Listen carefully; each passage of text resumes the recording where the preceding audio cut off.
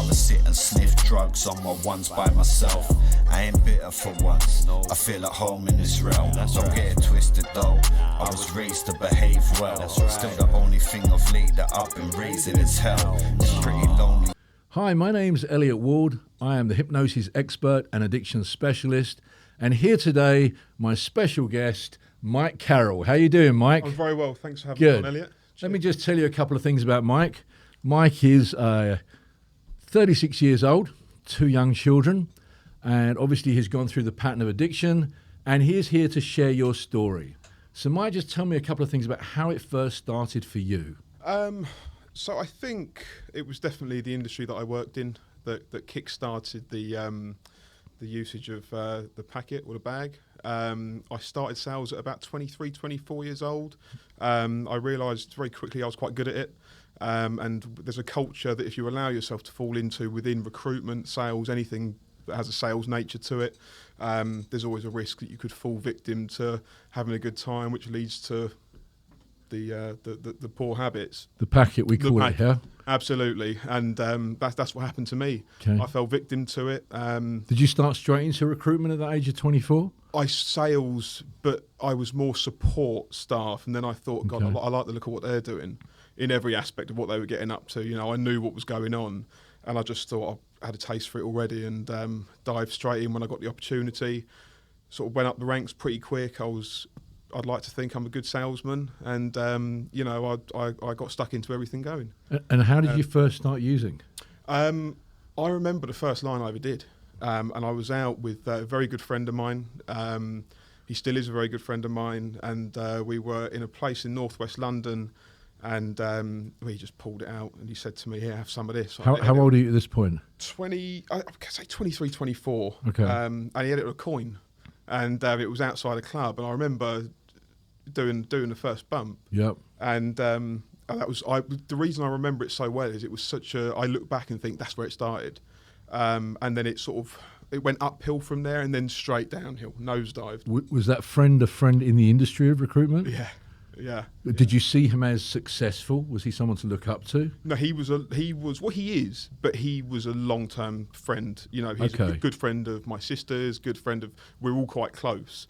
There were other people in the industry that I was sort of close with, but it was only on a work level. Although it didn't matter who it was, if we were all doing the same thing at the weekend or in the evening, sure. You were all friends for one reason. Whereas he was an old friend of mine. So yeah. So that first line with that friend who you were close with, how did that manifest itself to the next time you did it? So that's where it gets interesting. So I almost started sampling immediately on my own. Wow. So it went from having as most people go through when they start, it was like a weekend thing. Yep. I had no money. So I was always really curious as to if I could get it. I got really excited. I had no dough. Yep. So I was doing this job and I didn't really care about it. And it was almost safer that way because you can only get it when you can get it, sure. When you can afford it. So I was probably 22, 23, no money. I'd get 50 quid. In the end, what I was doing was I was so curious to sort of do it on my own. I was always doing it with people. I was like, I really want to have a go on that on my own. I wanted to do it on my own to sort of do a whole one. Wow. And see. So I remember having it delivered to where I was living at the time, and it was in northwest London in Carroll. And the guy brought it over to me, and it's funny because I knew the other guys picked up from this particular dealer, and I became quite friendly with him. He's dead now, God rest his soul, but I become quite friendly with this guy, really nice bloke. And after that, because we got close, he was ticking me. Right. So I built up like a 3-4 grand debt. Wow. But he we became friends, and he would sort of let me off, and it just got out of control. So there was this sort of 23, 24 stage where I started doing it on my own immediately. And I was excited to do it on my own. Now, that's quite unusual to having done it socially just once or twice, to suddenly becoming that on your own, antisocial. And completely. But the thing is, like I would still, because I was young and I was hanging around with live wires, you know, everyone is in this industry. I don't want to just focus it all back on recruitment because it feels like I'm giving them a back.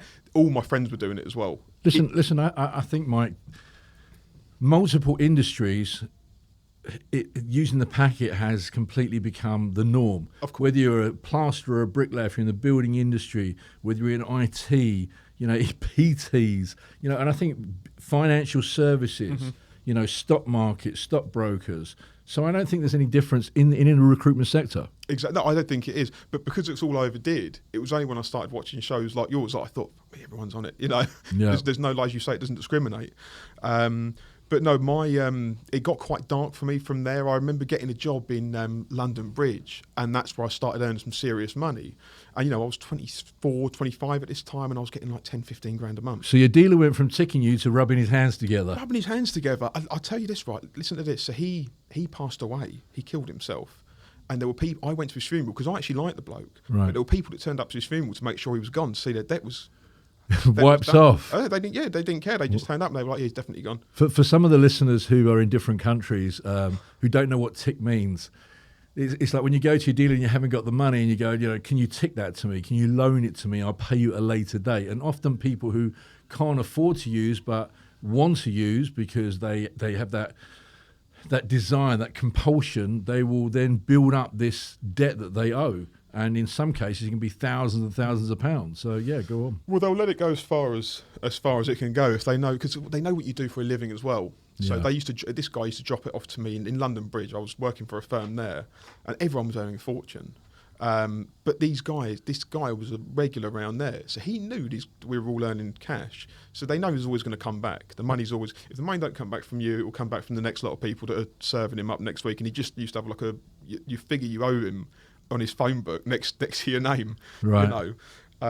Do you think there was part of that was being in the recruitment industry? It's like you close a deal and you're getting, say, a percentage of commission, and you're going to make so much money. It's like, I've just made that. That's deal. Yep. Yeah. Oh, hello, mate. Yeah. Oh, well, it's good or bad news. If I had a client one day that stopped using me, that was an excuse. Like I said, if it was a Tuesday, that was an excuse.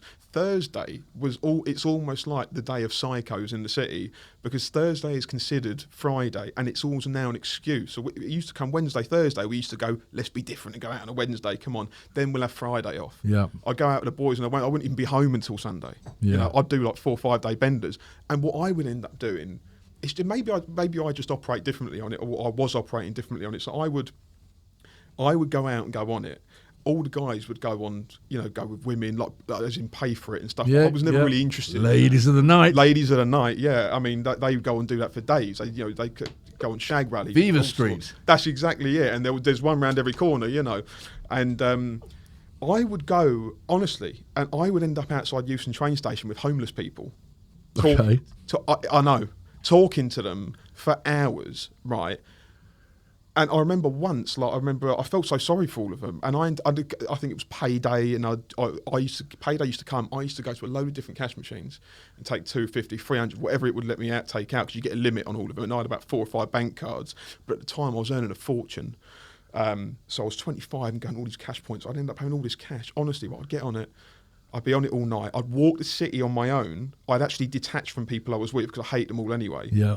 And I'd walk around the city on my own. I don't know what I was looking for, but I sort of enjoyed it. I love London anyway, and I don't know if it was like an escape mechanism for me or whatever. It's a bit weird, but I'd sort of end up at Euston and think, fucking hell, I don't want to go home. The missus was we lived in Hertfordshire, or we'd just moved there. So it was a fast train back from Euston, and from about 11 o'clock, I would either Google train delays, picture of it, and I would send it to her and go, fuck. Then she'd come back to me and go, I've just looked, you're lying. Your excuses. And then I wouldn't read the message. Right. And then I'd be in I forget what it's called. It's the Euston Tap now, but it used to be the Britannia. And I would sit up there and I would sink. At the time, I was quite not heavy drinker, but I guess it would support what I was trying to do and avoid going back. So I'd sort of sink 3 or 4 pints and then... Balancing out using the packet. Well, I don't even know if it was that.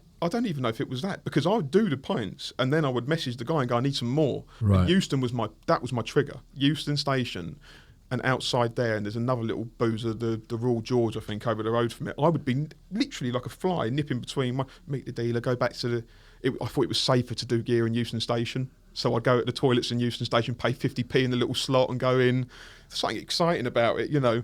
And even I look back now, I don't feel disgusted by it. I just think, you know what? I don't ever regret anything I ever did. Okay. Those little memories are what sort of I look back and think what I've come from, as opposed to if I was still doing it now, I'd be sort of worried about that. But yeah. And somebody looking at you at that time, you know, let's say you bumped into someone around that area, would they know you were using? Absolutely not. I was really good at covering it up. Right. I knew. I would go back to my ex-partner, and like I think one time she found like a broken cut straw in my wallet when she was going, and it was something like that anyway, or it was probably a rolled up note or something, probably covered in bug. And she sort of went, "What's this?" And it was definitely because the excuse I gave her, I said to her, "I had a Burger King on the way back and like the straw snapped or something like that." And I don't know, like she just fell for it. I think maybe she just didn't want to believe it. It was just so obvious. I mean, you know, there were people that I would go out with, and me and their fella, or like we'd get on really well, and we'd all be out on double dates and quadruple dates, and we'd be getting on it. Yeah. And none of our missuses knew about it. So you were very functioning. Absolutely functioning. Right. And at the end of the day, you were working hard. So maybe if she did know, she was thinking like, you know what, I'll just turn a blind eye. Yeah. Well, the thing is, that's the bit that gets me now. I look back and I think to myself, you know what. I've never really gone to that point of asking her, or even ever. I've hurt so many people, Elliott. Like I couldn't describe to you the hurt and torment that I've put people through. That's what gets me now. Let's just go back to the streets. We'll come back to that. Let's just go back to the streets of London. Yeah. So I've got this image of you. You're going from pub to pub. Yeah. You're doing line after line. Yeah. You're drinking beers. Yeah. You're going into the paid toilets because you know that's safe. Perhaps that's the place, you know that's the place to go. Everyone's using it. Everyone's there. Yeah. And then you're on the streets and you come bump into these homeless people, and I guess you have a lot of empathy because you're feeling upset and sorry. Plus, you're not saying that you wouldn't give anyway, but when you use the packet, you do things maybe on a bigger scale than you possibly would. Yeah. Well, no, I mean, I would never even dream. I would always give money to someone who genuinely looked like they needed it. Of course. But these people, you know, I mean, I'm fully probably aware that they probably thought this is an idiot coming along, which I was. And, you know, in the end, I think one time I gave one of them like 20 quid and he was like, you know what I'm going to do with this, don't you? He never came back to the table. That happened a few times. Right. And I did feel sorry for all of them, but no, I'm being honest. I wouldn't have batted an eyelid if I was sober. You know. Do you think that because you sat there and chewed their ear off, you know, you sat and talked to them? Yes. Must have driven them insane because they're homeless. Do you think that you on another level you were thinking, not that they're lower than you're higher than them? I don't mean anything like that, but do you think on another level you were thinking, I can talk to these people and they wouldn't judge me even if they knew? Yes. Yeah, there's very much you get to get it off your chest without someone going, you did what? Yeah. You know, and it's funny because they have empathy and that's where I sort of thought, what would you talk to them about you using? Yeah, I told them they'd know. I'd be doing it with them sitting there. So this is like your counsellor, like that's exactly it's actually quite a fairly cheap counsellor. It's completely well, actually no, because I ended up giving them money, didn't I? So well, I mean, you give a counsellor money, but you know, and you're doing a good deed. I'm doing a good deed, but I mean, although you know where the money goes afterwards, so you sort of think afterwards. But you know, that's an interesting thing because I always give, you know, not far from where I live, there's a petrol station. There's always a young lad. He's about 22 years old. He's been there for about 2 years. I fill up at maybe 9 o'clock at night, 10 o'clock at night when I finish work, and he's always there. And whenever I come out, I always give him either a fiver or a tenner. And so many people I know who know me in that area go, you always give that guy a fiver or a tenner. You know what he's going to go and do with it. And I kind of look at it and I go, well, do you know what? Firstly, he's a very similar age to my youngest son. Yeah. So I kind of go, you know, fucking hell, if that was my son, you know, that's somebody's son, you know, it would break my heart and I'm sure it would break their parents' heart. And at the end of the day, what they choose to go and do with it, I'm not condoning what they do, right? But if that gives them that hour, 2 hour, 3 hour, 10 minute, whatever opportunity to get away, you know, to distract from, you know, to get away in their head from what they're going through, then, you know, who the fuck am I to judge? Yeah, I agree. I think to myself, if you can, I'd rather give them the option than to wonder, you know, did someone starve to death or something because you couldn't give a fiver over. I always think the latter is always a better option in terms of helping someone out, or and also it's not their fault. You know, they're just people that had addiction that didn't find a way out. That's true. Or they went deeper and deeper. I'm no different to them. I don't see myself as different. I had an addiction, and it just so happened that I had a functioning, high-paid job to go with it. So, you know, if people in my position ended up homeless, there'd be no difference between me and them. It's like a dark hole. This is the way I describe it. It's like this dark hole, right? And before you use it, you're on the outside of the dark hole. But once you start using, you're being drawn and dragged towards it. And once you become an addict, you're in that dark hole, right? That deep dark hole. You know, the black hole, you know, if you like, space and all that.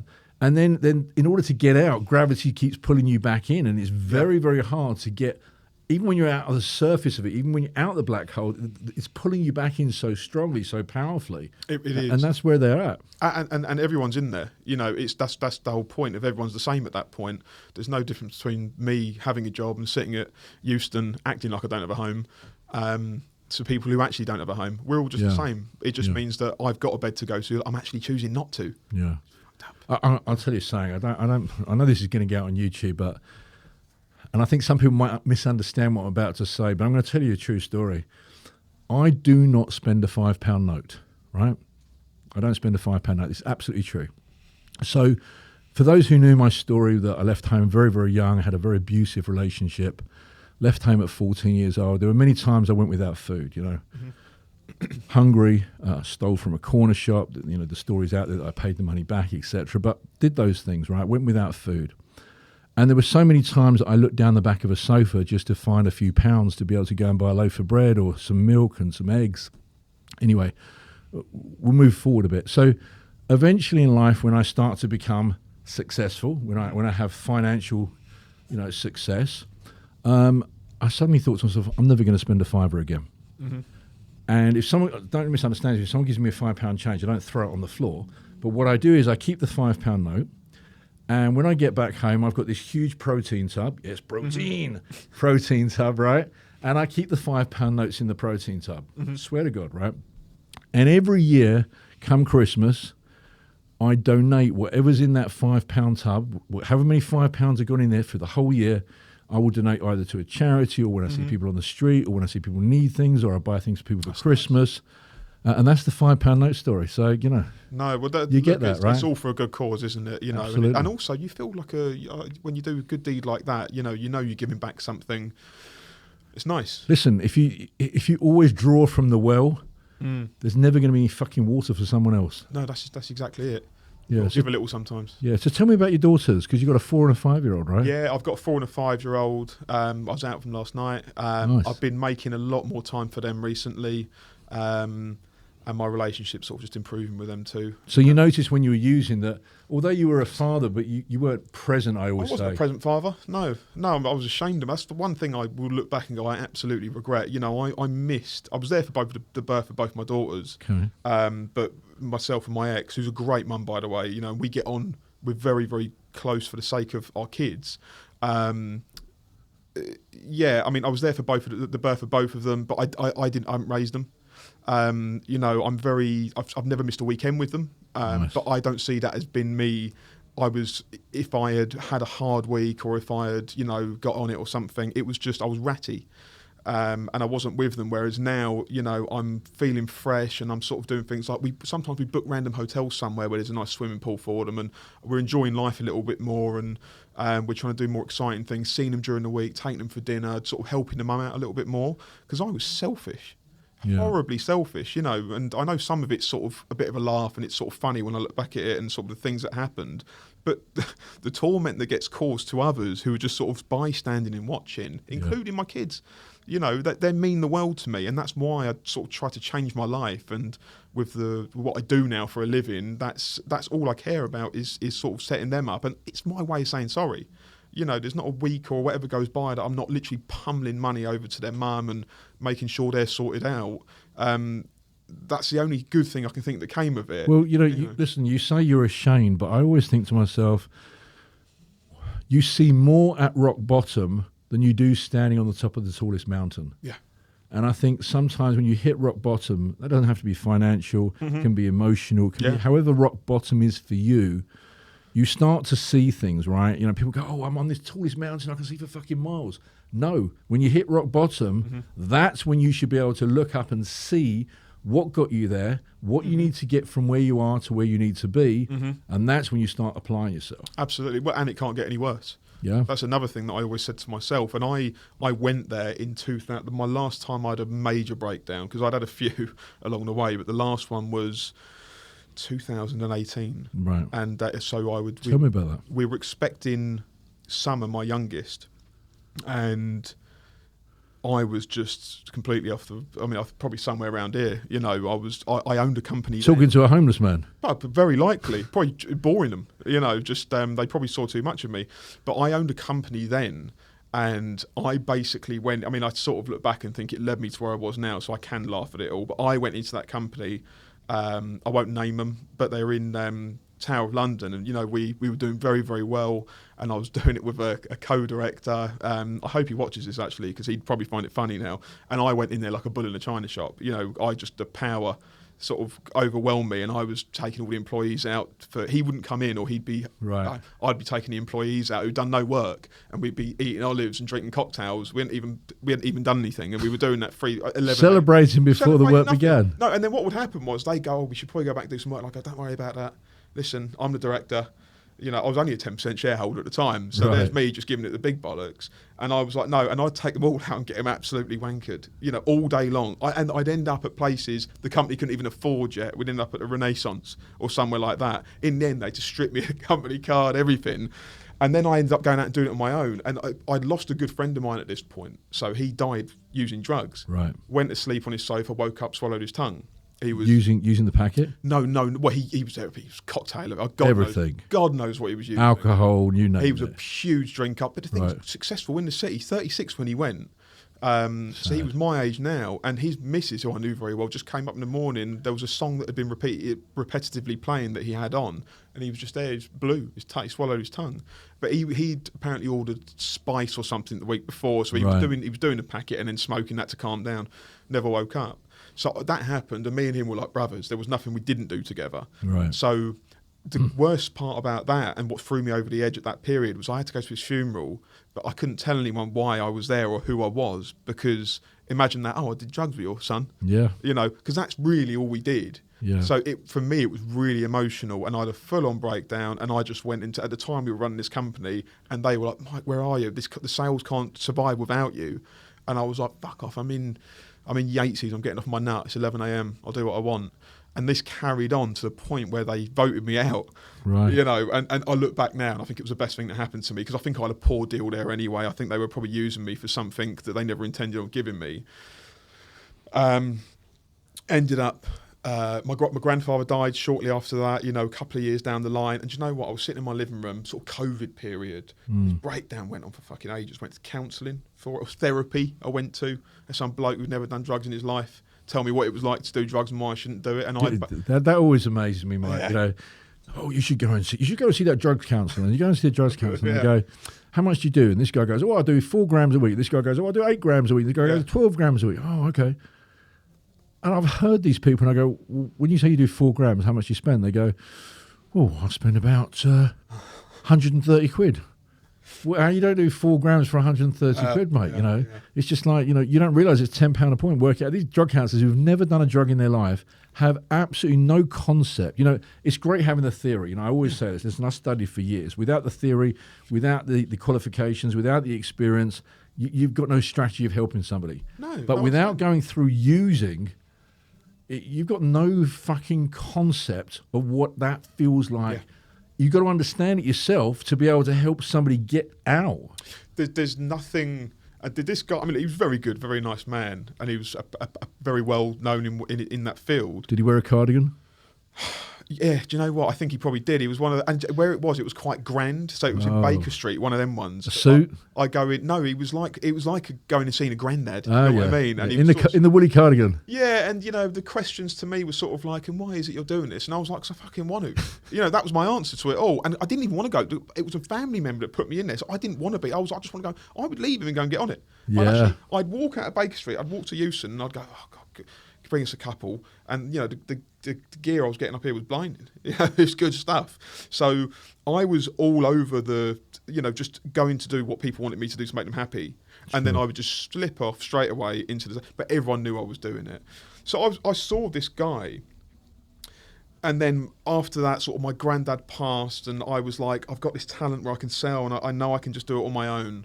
I'm just trying to cut to the part where it sort of improves. No, we'll get there. Okay, don't rush. Okay. So just tell me, babbling on. In your listen, you're moving on every single day. Every day's a fresh day. Every day's a fresh start. That's the way I look at life. At your height, at your worst, how often were you using? What quantity? What frequency? It varied. So like there would be times I'd fall off the wagon completely. What does that look like? That looks like, strangely, it would be a Sunday to a Wednesday. A binge? Yeah, so what triggered me was probably dropping my children off. Right. Because I would never ever do anything when they were there. Those are your boundaries. Those are my kids. I'm not doing it when they're there. Absolutely not. Okay. And if I knew anyone had been doing it, I'd have killed them. I'm very passionate. My kids, everything is as clean as it can possibly be, and they're my babies. So I would be, when we first had this arrangement of me dropping them back, it killed me. Or they'd get picked up. I'd cry. Kids would be back with their mum. I know they're only 15 minutes away, but I'd be like, God, there's only one way through this. Let's get one in. So the moment they've left, you're left with your emotions, right? Yeah. You can't cope with your emotions. You don't know what to do. You've never been without them. And all of a sudden, the go-to thing that never lets you down is what you go to. 100%. It worked. Yeah. Well, it's interesting because, if I bring a parallel between using the packet and cigarettes just for a second, in the 1940s, there was a cigarette brand called The Strand. And the radio commercial at the time said, "You're never alone with a strand." Mm-hmm. And that's the same thing. It's like, there's my companion. It's not going to let me down. It's going to be with me. It's going to keep me company. And that's what you did. That's what you went to. That's exactly it. Yeah. And it was like that. But then, that would happen. And especially if I'd had a nice weekend with them. Okay, because it's like... So the celebrating, because, we've had a really good time, and you're on this high level that you want to keep high, you want to keep your dopamine up because you want to keep going. Yeah. And then you've got the flip side, when they've left and you're on your own, you want to get your dopamine to make yourself feel better. And would you the first call you the first call you're making to your guy, what are you starting with? Well, they're all over the place, so I could get one, and they could pop round in 2 minutes if I wanted another one. Or I could go there. Is that what you did? The full G? I think it probably point. So it varied. Like literally, you'd get text messages or whatever, and it'd be like a menu. Okay. It's like going into Tesco's and someone going, "We've got this is on offer today." Yeah. And it would be. I got one the other day. Yeah. It just popped through. Someone's obviously got my new number, and it got sent through to me, and it was like 80 for one full. Yeah. 0.8. Yeah. 0.50. £10 point. This is it. Yeah. Get two. Yeah. It's like a pizza deal. Yes. And free side. Yeah, but it's to the point now where I find them funny, not tempting. It's like it's quite amusing to read. But yes, anyway, I would be flicking through those offers. Right. Like what's the best one they got here? What's the domino offer or the peri-peri chicken today? That's exactly it. Yeah. But then what I realised was I'd be like, no, who's the quickest? Ah.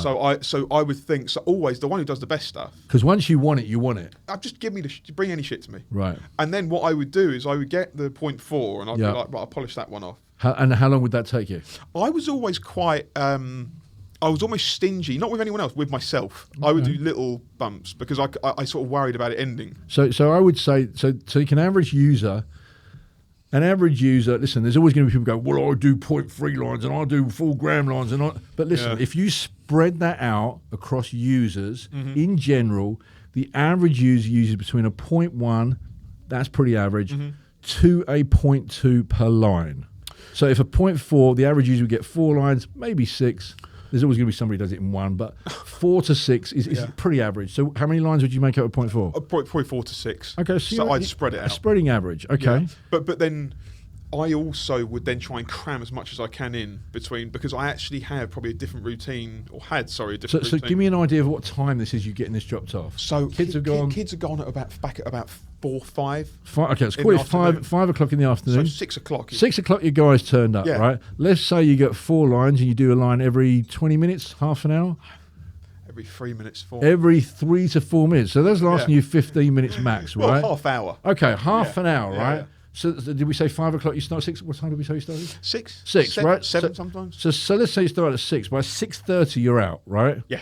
Okay, you're making another call. I'm texting them halfway through the first one. Okay, halfway through, 15 minutes in, you're texting your guy. What are you having dropped off this time? Another one, and then after that one, then because I would always have a time frame that I would stick to. Strange, isn't it? I would always. So I would say, right, 10 or 11. If I convince myself, if I'm in bed by 10 or 11, I'll be fine. So this isn't the time when you're binging. These are the other times you're using. Yeah, so the binges would be more if I was out and about and I just wouldn't go home. We'll come to that. So let's just go. So this is a working day the next day. Is that what you mean? Yeah. Okay. Yeah, this is so the next day it's a working day. So you think, I'm only going to get another 0.4. So I'm a 0.8 in.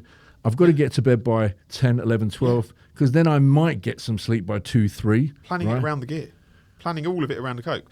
So I would get to like 10 o'clock. Every now and then it would slip over into be like a midnight to 3 a.m.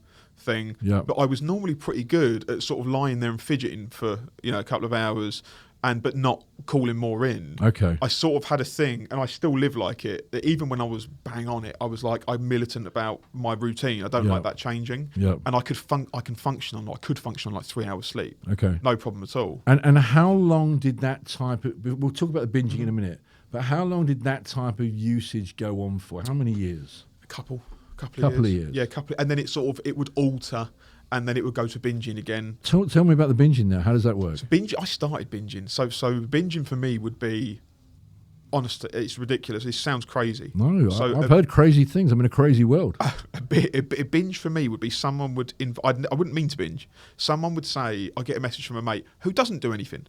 He just I just fancy a pint, mate. Do you want to come and have I'd get in the car, get a cab, drive, or if I'm driving, go down there. The moment I pull into, or the moment I'm dropped into that pub, or I pull in there, I know that car's there for the next few nights. Right. So he doesn't even end up with me. The person that invited me out, that I went to see, I suddenly say to them, I'm going to get one in. They're not even doing it. So firstly, I know I've got all this stuff to myself. Right.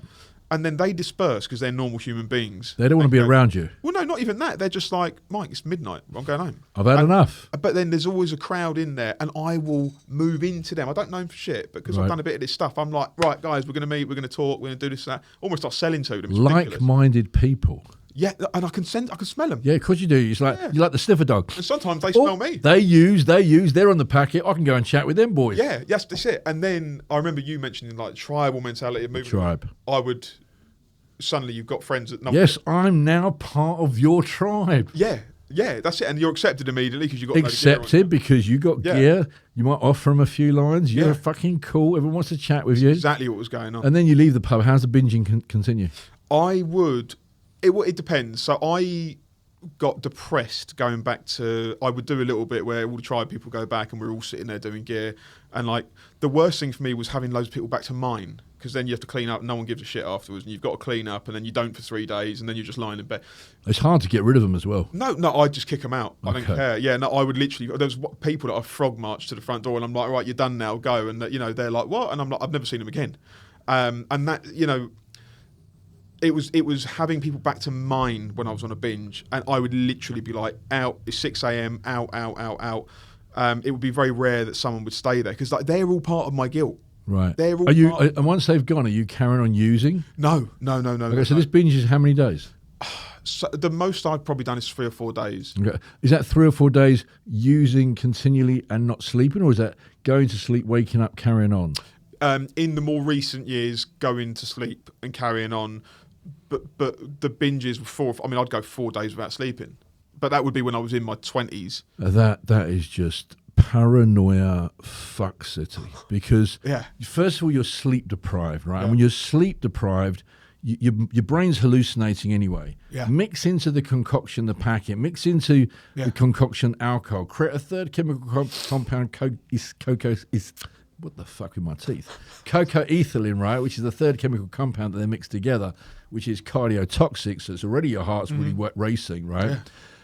Yeah. And you had no sleep, you know, and I've heard plenty of people say to me, you know, oh, I saw little bugs, I saw spiders, I'm on the cameras, all of these fucking things.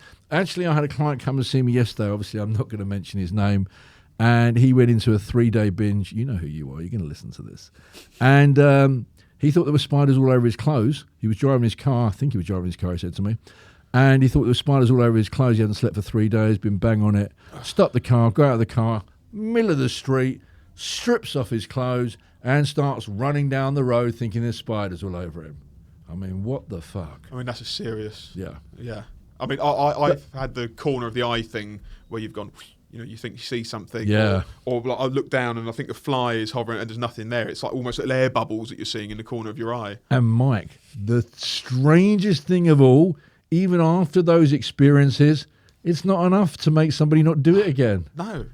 Well, the thing is, I mean, I never had that extent that you've just explained to someone else. I mean, that's psychosis, that sounds like. Yes. Mine was never that bad. I was always able to brush things like that off and go, you know, like, don't worry about it. I was always quite a relaxed user. Like, it was almost casual, you know.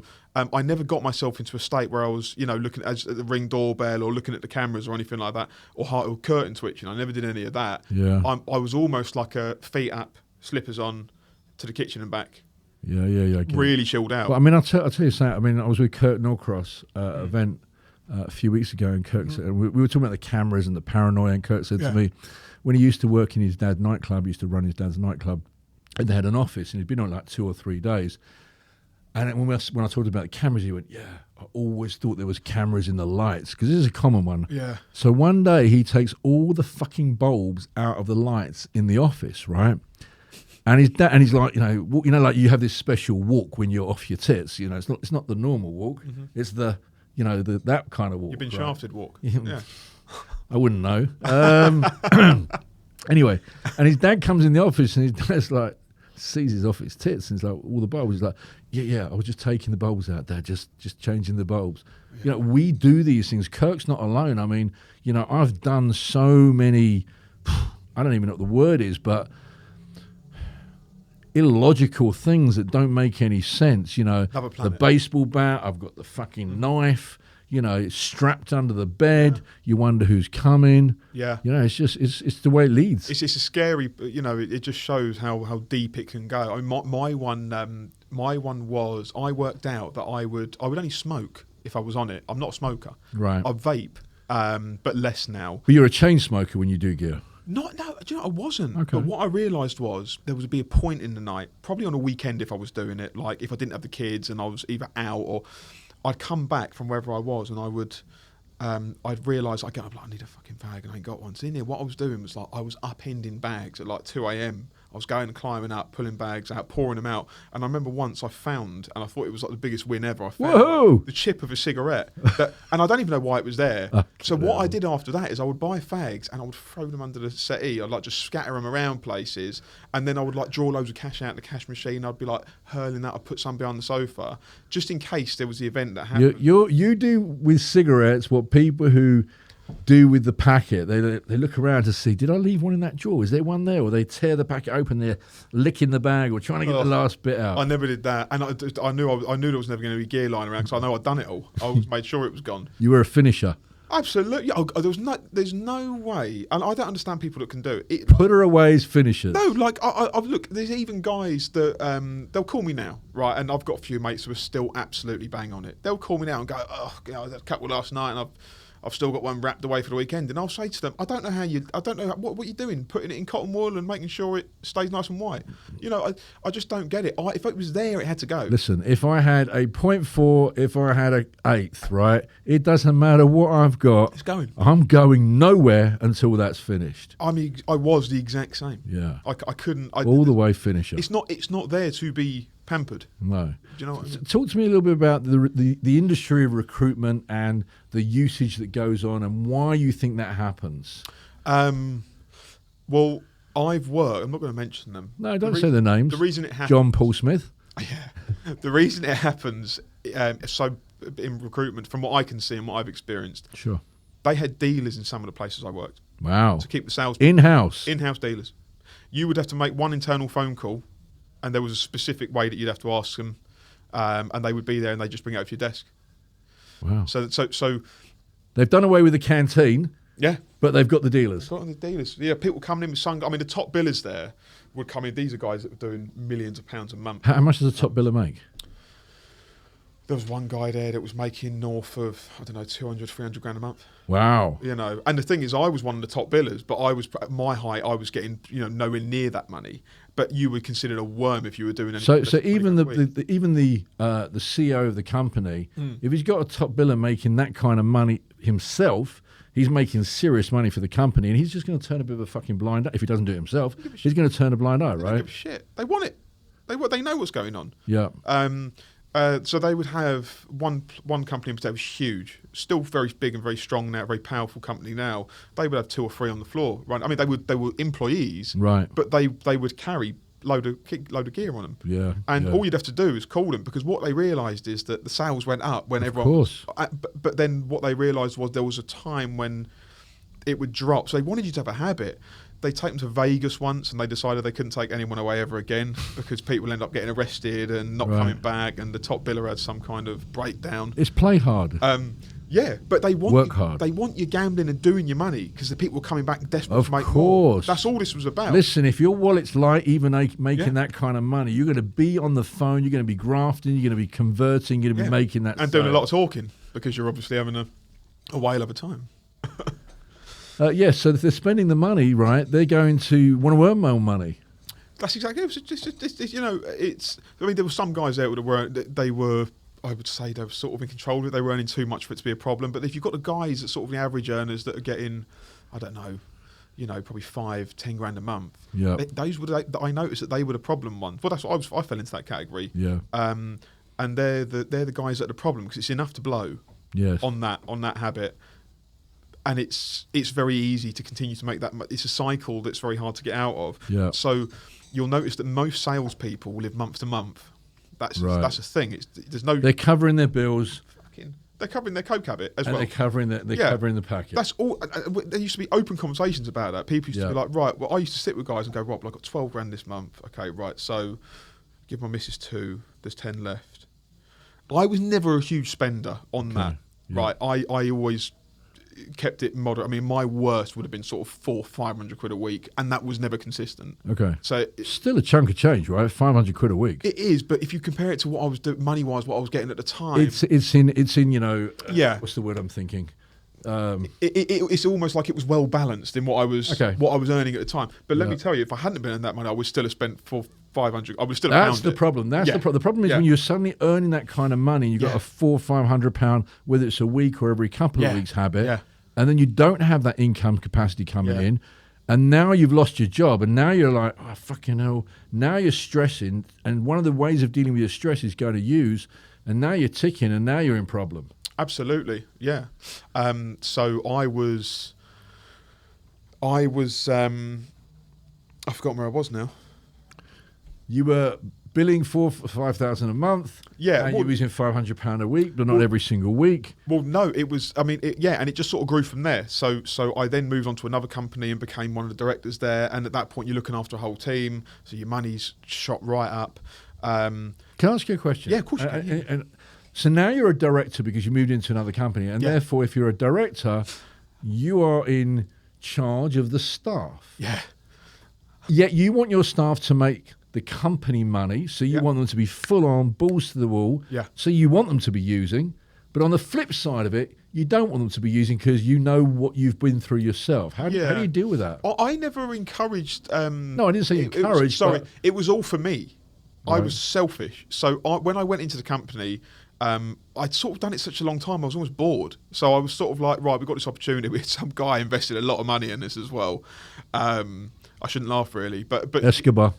Yeah, but it was a guy. It was one of those angel investors, and he was like, "Look, here's a couple $100,000, make it work." And a key. We took the money, and and I started. They probably did the right thing in sort of getting rid of me because it was just a bad time for me.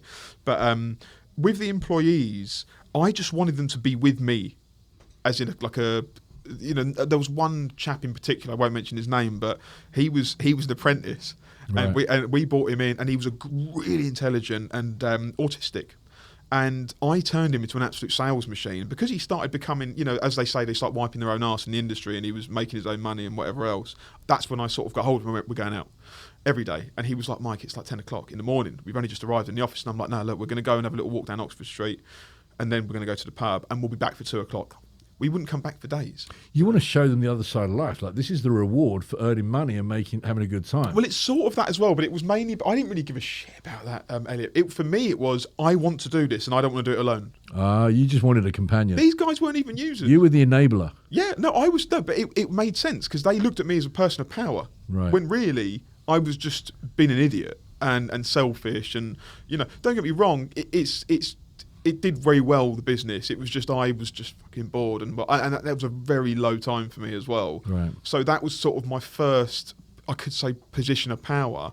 But then, they voted me out, and rightfully so. But I thought, like I said, I was sort of looking back in hindsight. Everything that's happened, it's just, I feel like I wouldn't be doing what I'm doing now if none of this had happened, Elliot. So I don't have any regrets. No, I don't believe in regrets. Yeah, not one. I think in life you go through what you don't want to understand and learn what you do want. Yeah. But let's talk about your usage in terms of alcohol. Wasn't your big thing, was it? No, I could. Did you dry sniff? I did, yeah. I mean, there'd be times when I did, and it was fluctuated. So if I was out, I would use and drink. And if I was indoors, I would happily dry sniff. Okay. Actually, there was almost something I liked about it. It wasn't like I had to sit there and go, oh God, I haven't had a drink. Should I do this? For me, it was like, no, I'm doing it. And so when you're indoors and you're using on your own and you're dry sniffing, what are you doing? Exactly what you would do in your living room as a normal person. So I don't. I wouldn't walk around and like be looking at the window and stuff like that. Okay. I'd have the X Factor on.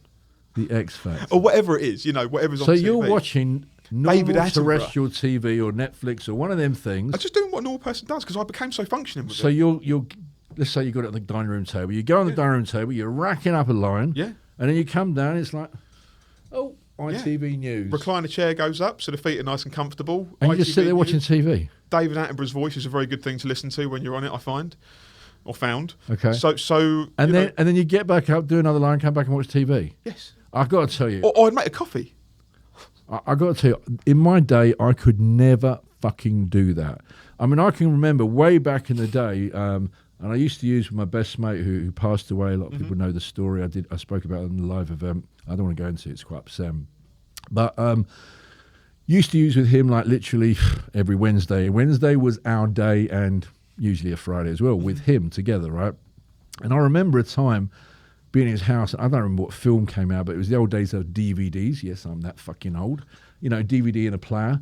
And like we started racking up, and the next thing I noticed was the credits coming up. And I could not tell you what that fucking film was about. I've never been able to concentrate on a film. Yeah. In fact, I prefer the sound being turned down and then eventually gets turned off. Yeah. All these people, back in the day when I used to go out and used to use, and we'd go to bars and we'd go to clubs, I don't know how I did it because, you'd be there raving and partying and having a good time. Mm-hmm. But for me, as that journey progressed, I didn't like any noise. I didn't like music on. I didn't like the TV on. I didn't like sound on. I didn't like lights on. But you'd sit there and watch like TV. Yeah, I'd sit there and watch TV. Be normal without being normal. I'd call people. Yeah, I'd have a conversation with someone on the phone. Okay. They wouldn't have a clue. They wouldn't know.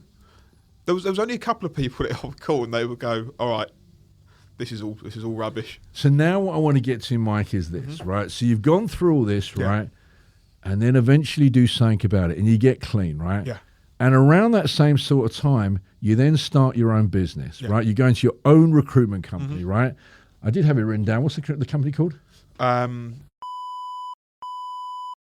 And you deal with the medical recruitment world, right? Yeah, so it's a group of companies, and it's nursing, education. I mean, we support private hospitals with people that have substance misuse issues. Yeah. And it grew extremely quickly. So don't spoil it, yeah, right? So I'm a great believer that addiction personalities is not a classification anymore in the latest research. It's impulsivity, but you know what? Fuck that. We're going to talk about addiction personalities.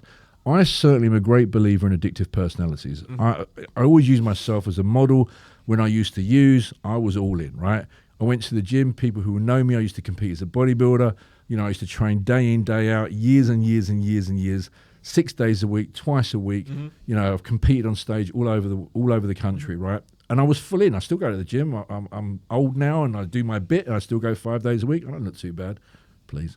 And, when I work tremendous hours. I put 60, 70 hours in every single, 60 hours minimum. I think last week was 78 hours. By the time you see all your clients, I work one-to-one with my clients. I'm passionate about what I do. I want to spend time with my clients. I have to put the case histories together. I have to strategize what I'm going to do. Then I've got all my content to film, then the podcast. I've got other TV opportunities, books I'm writing. So I work tremendous hours. So that addictive personality, right? I think once you stopped using, you somehow honed that addictive personality into building this business, right? 100%. Well, there was a couple of things for me that spurred me on to do it. So my granddad passed away 2021, and the whole family, we were all very close. He was very, very successful. He owned old people's homes for years. And he was doing that throughout the 90s. Entire family worked for him. He passed away, and I remember I was probably hungover or on some sort of downer when he passed away. That was a really low point for me. Right. But I remember we all took turns to go in and see him for one last time. He was lying there dead. Yeah. And I say your goodbyes. That's exactly it. Yeah. And I said to him, I'm going to make you proud. And I remember leaving there, and I just thought the company had just started, and within months it was everything just took off, and I needed to hire new people, and I was too busy to do any of that shit. And I didn't want to. So there would be times when I would fall off, and sort of it would just be a dabble here or there. Yeah. And then it got less and less and less, and then it would sort of come back in bouts. Yeah. But it's become so big, and we opened up like another branch of it. But now. You had this focus on, this is what I'm doing. You ploughed your addictiveness away from the packet into building something. Yeah. For you, for your kids. Absolutely. For your future. For everything. And to be fair, it's sort of... The worry I've got now is it's all achieved that already. We'll do it. 1 minute. We'll deal with that. Right. But what I want what I want the listeners to get is this. You took it more or less from zero, right? Yeah. Okay. To 2023. Tell the people the turnover of your company. Come on, share it. Last year was 9 mil. 9 million fucking pounds turnover. Now, let me just tell you this, right? You're just sitting with somebody who's gone from telling you his story about his addiction, right, to starting a company, to changing his focus, to using his addictive personality, to building that from zero to 9 million pounds turnover a year last year. And I'm not just telling you because I know Mike. I know Mike. Mike's a client, right? I helped Mike back in the day. Let me just tell you this. If Mike can do it, you can fucking do it. Carroll, what were you going to say? So the problem you've got, I'm finding even now, and obviously we've spent some time together, so you're aware, is that once you peak too early, your own industry churns you up and spits you out. Because I now have a company that wipes its own backside. Right. So I have a lot of time on my hand. Yeah. So I almost panicked a few weeks ago. Sort of had a wobble that never led to anything. Yeah. And it entered your head. It entered my head because I was bored. So what I do when I'm bored is I started going out and buying things because it was taking my mind off it. So I went and got a new car. I went and got a new watch. It's lovely things to do. But why not? And the gym. Hang on, let's pick up on that because I recommend you go into my gym because you live quite close. No, I'm minutes away from it, so there's no excuse for me really not to. And you're going to go there. I'll join this weekend. I've given you my word. You've given me your word. I'll join this weekend. That's no problem at all, and it looks great as well. So fucking awesome gym. Graftism. Shout out to Graftism Gym, by the way, in Watford. Let me just get back to this because you said once you start achieving, there's another fear behind that. It's almost more dangerous. Well, let me tell you this, because when the astronauts first landed on the moon, and this is a fact, right? Every astronaut that first landed on the moon, when they came back, they all suffered with massive depression. Mm-hmm. And when the psychotherapist started to talk to them and say, they all had different answers, but it all amounted to the same thing. Why do you have this depression? They're like, well, once you've been to the fucking moon, what else is there to achieve? And that's what happens when you build success, right? Yeah. And the only way to address that is you have to have multiple outcomes, multiple goals, multiple things you want to achieve in life. You know, what's the next house? What do I want for my children? Where do I want them to be? What can I leave them? What can I do? What do I want in my health? How do I want to look? What do I want to eat? You've got to apply. You've got to have this. Listen, to get clean, you have to be a laser. You have to be completely focused. To build a business that's successful, you have to be completely laser focused. Once you've achieved those, right, you can have a shotgun approach to try and doing other things in life, and that's what you really need to do. You need to apply a shotgun approach, and I want to do this. I had one thing. It's something you might think about. I don't know. I haven't completed this yet. But one day I'm sitting at home, and it's New Year's Eve. And every New Year's Eve, you see fireworks going off in certain countries of the world. Sydney Harbour Bridge. They go off in Hong Kong. They go off in London, right? I don't know how many countries they go off in. And I said to myself, before I die, I want to be exactly, not just in that country, I want to be exactly where they set those fireworks off every New Year's Eve in the world. And I remember going to Australia, because I actually went there to my own TV show in Sydney anyway. And so then at Sydney Harbour Bridge going, I wasn't there on New Year's Eve. It doesn't have to be on the day. All right, this is one of the ones. And then London. There's a few I've ticked off the list, but something cool. You've got to find something cool. You have to have something that's, I'm sort of going through that process now. The other week, I sort of sitting there, I was going, well, what's going to be a good name for another business? Because this one does itself now. I can't be without something to do. So I started another one. And I know that'll do very well as well. And it's the only way to make me think, if that's doing itself and I feel left out of my own company, I go to do something and my employees are going, just leave it, just go and relax. You deserve to relax now. And I'm like, well, that's the most dangerous thing you can say to me, because if I do that, I've got too much time on my hands, too much time, and now money as well. It's sort of like it's just every opportunity that I need or everything I want to do, I can do. Yes. So I don't like that. I like to remain regimented. So now I'm like, right, new business, let's start again, let's build that one up. So exactly what you're saying is true. You set goals. And things like, I sort of got back into working out again, last couple of months. I know you said go to the gym and do it. Definitely. I do it at home. I know you do, and that's what I said to you. Yeah. And the reason I said that to you is this, Mike. Because, listen, I've trained for 37 years consistently, all the time, and I train quite seriously. If anyone wants to come and work out with me, you're welcome. I still can kick some ass. And I personally think if I had a gym at home, it's like, I'll do it later. I'll do it later. I can't be asked to do it now. Even me, who I'm passionate, I enjoy training, right? I think having a gym at home is such a difficult thing. Besides, then you go out, you're going somewhere, you're focused on that intent of getting there. And then you've got plenty of other equipment that you couldn't possibly have at home, certainly not in my gym. Yeah. So I think that's a great thing to do. Definitely, definitely. So, look, I'm in a good place now. Good. Obviously, I've been talking with you and fairly regularly, and I feel like I've been in a good place for a while, and it's just about keeping busy. Mike, it's been lovely to have you, but before you go, I just want to ask you, what advice would you give to somebody else who's struggling with an addiction and just can't see the way out right now? I would say, you have to make a choice. Do you want to continue where it is, or do you want to start opening up and changing it? I think the biggest problem people have is they don't want to talk about it. Yeah. Once you talk about it, there is a way out, because people will help you and they'll allow you to help yourself. I would say if it's a secretive thing, open up and talk about it. It's the only way out. Seek help. Everyone, it's a very open thing now. Yeah, listen, I'm not against anything. I always say you've got to find what works for you. Of course, yeah. And there's many different ways people do it. Some people are able to stop it. Some people have to go to CA. Some people have to seek therapy. Whatever works, try them all. And eventually there is a life. I never thought it could be different. I could be excited about anything but by anything else. Now I have other things that excite me over that. And I never thought it could be that way, because I loved it so much. Yeah. Whereas now I'm like, can't. I think once you get out of denial, it's a question of How badly do you fucking want it? You have to want to stop. That's the key. Yeah. Do you want to stop? If you do, fucking stop Yeah. and deal with it. If you don't want to stop, carry on. Yeah. You know, you have to want it. Listen, I don't judge people. If that's what you want No. to do, go fucking do it. Yeah, we all know people that still do it, and Yeah. that's their choice. Yeah. You know, but if you want to stop, you'll find a way to do it. Yeah. You know, but you'll have to hit a low point first. Definitely. Mike, it's been an absolute pleasure. Thank Pleasure. you so much for coming. No, Mike. no, no. Thank you. Thank you for having me.